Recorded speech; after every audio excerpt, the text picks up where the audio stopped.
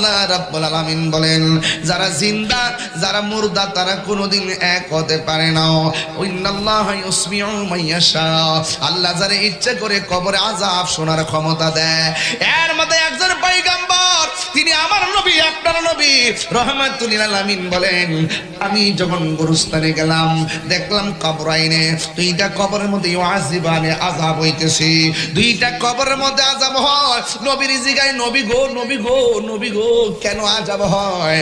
আমার নবী আপনার নবী বলেন একটা কারণে আযাব হইতেছে, একটা কবর মানুষ প্রস্রাব করে পানি নিত না।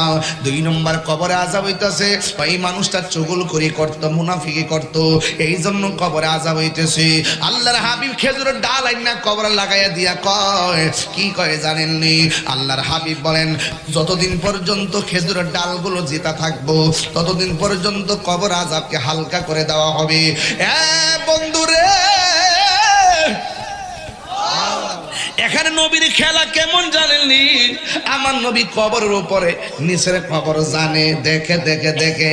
তাইলে নবী যদি মাটির উপরে দেখে মাটির নিচে দেখে, নবী মদিনা থেকে আমাদেরকে দেখার ক্ষমতা আছে না? না।